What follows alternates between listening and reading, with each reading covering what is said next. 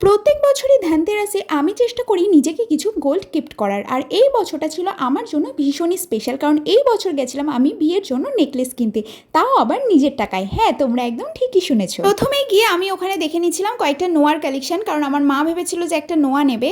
তো তারপর ওখান থেকে আমরা সোজা শিফট করে গেলাম নেকলেসের কাছে। তো আমি অনেকগুলো নেকলেস পরে পরে দেখলাম। ফার্স্টে একটা সাবেকি স্টাইলের নেকলেস দেখছিলাম, এটা ওই 10-11 গ্রাম মতো ছিল। তারপর এই বড় নেকলেসটা আমার চোখে পড়লো, এইটা তো পরার পর ভীষণই সুন্দর লাগছিল। এই নেকলেসটা দেখার পর আর অন্য কোনো নেকলেস পছন্দ হবে না, এটা এতটাই সুন্দর ছিল। তোমরা ক্যামেরায় কতটা বুঝতে পারছো জানি না, তো কিন্তু সামনে থেকে অনেকটা কভারেজ ছিল।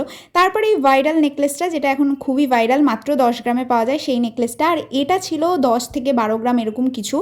আমার তো প্রথম থেকে ইচ্ছা ছিল যে আমি ক্রাউন চোকারই নেব, তো সেই জন্য আমি ওগুলোই পরে দেখছিলাম। তারপরে এই ভাইরাল সানফ্লাওয়ার নেকলেসটা দেখতে পেলাম, মানে চোকারটা। তো এটা আমার পার্সোনালি অত ডিজাইনটা ভালো লাগে না, তো সেজন্য আর পরে ট্রাই করিনি।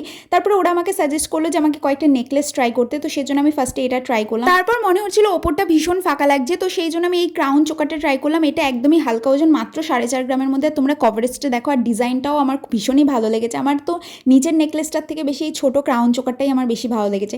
দেন আরেকটা নেকলেস পরে ট্রাই করলাম, সবাই বলছে যে এটাই নাকি বেশি ভালো লাগছে, তবে এটা কিন্তু আগের নেকলেসের থেকে কম ওয়েটের ছিল। তারপর মনে হচ্ছিল যে নিচটাও কেমন যেন ফাঁকা ফাঁকা লাগছে, তো সেই জন্য একটা সীতাহার দেখতে পেলাম, তো সেটাও পরে নিলাম। এটা ওই 15-16 গ্রামের মধ্যে ছিল, তো পড়তে তো আর টাকা লাগে না, তো সেই জন্য সবকটাই আমি পরে ট্রাই করে নিলাম। এরপর তো আমি কিছু ফাইনাল ডিসাইডই করতে পারছিলাম যে আমার কোনটা নেওয়া উচিত, সেই জন্য আমি ওখান থেকে অন্য কিছু দেখতে চলে গেলাম। একটা ফুলকান দেখতে পেলাম মাত্র 4 গ্রামে, দেখো এত সুন্দর একটা ডিজাইন। তারপর ওখানে অনেক কানবালারও কালেকশন ছিল। এছাড়া ওরা একটা ভিডিও বানাবে বলে এগুলো সব সাজিয়েছিল, তো সেজন্য আমিও একটা ক্লিপ তুলে নিলাম। এখানে একদম লাইট ওয়েটের মধ্যে মানতাসা নেকলেস সবই ছিল।